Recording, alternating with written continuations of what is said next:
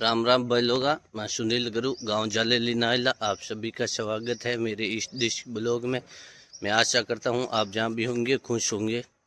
आज सुबह जल्दी आएगा पंप हाउस, जल्दी मतलब क्यों ना मतलब बेगा सुबह 3 बजे। बाद में दोस्तों आप आया गाँव ढोणी ढोणी में आन धके दे के आन कूड़ा घालियोड़ा। आज जड़ी अमाऊ से किशन और वास्ते बहुत खुशी की बात है। बाद में थोड़ी का पानी चुलबुली ने रमाई।